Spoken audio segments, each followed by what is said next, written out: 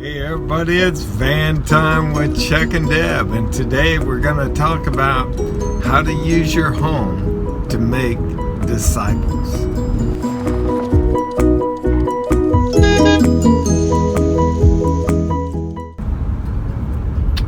So over the years, Deb and I have had men and women living in our home for the purpose of discipling them and doing that very intensely, and it has paid off in a huge way.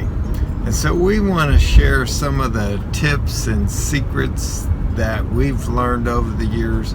So, hun, how many people have we had live with us over the years?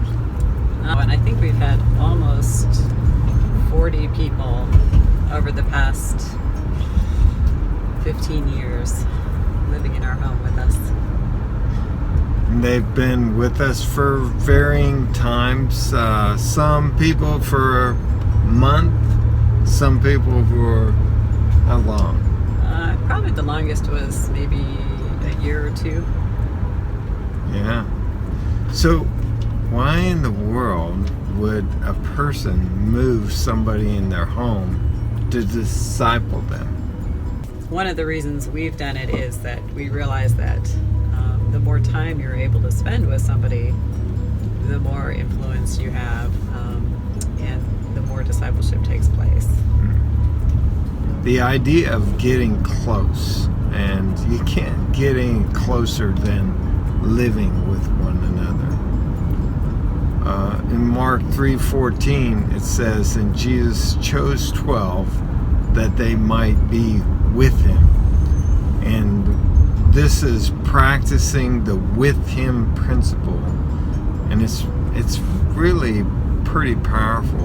What are some of the things that we've learned over the years about discipling people in our home? Well, I think one of the phrases, this is a famous phrase, more is caught than taught.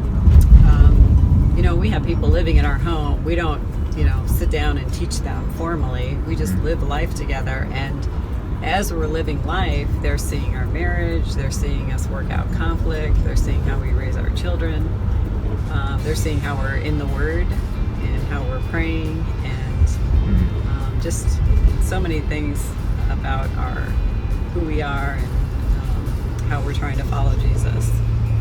And it really is great preparation for all kinds of areas of life, not just ministry or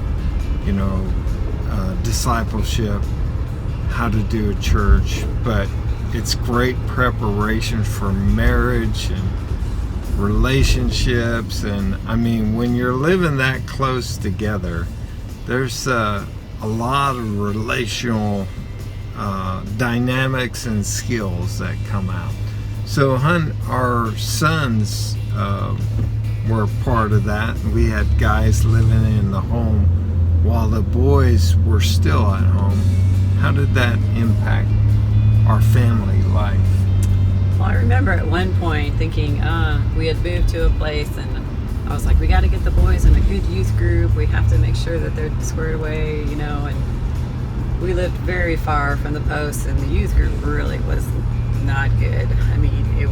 It was more of a bad influence than a good influence. And so I felt like the Lord showed me, having these, at the time they were young soldiers, and very hua and fit, and they were good examples, not just spiritually but physically. They would eat well and work out, and I felt like God said, this is a much better youth group for your kids than to be among other kids who may or may not be following Jesus.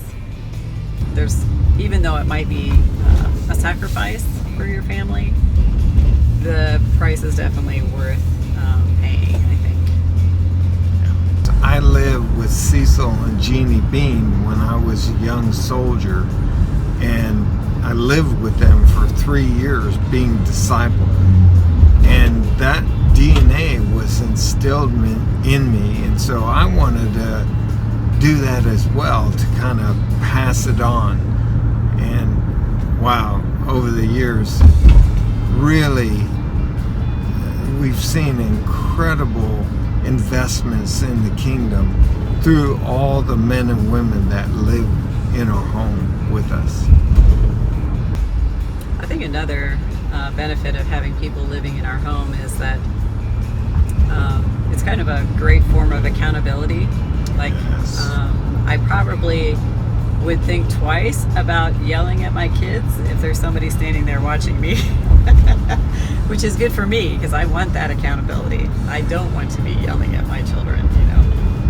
So I think that was a huge benefit. Yeah. So some of the questions people often ask us, like, what does that look like? Just practical things. How do you do this? We'll cover that in the next Fan Time. All right. Hope you enjoyed this video. If you did, pass it on to your friends. And if you have questions or comments, put them in the comments below.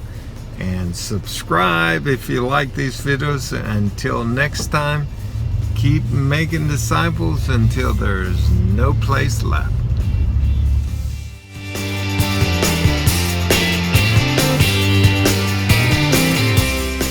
So, why in the world would a person move somebody in their home to disciple them?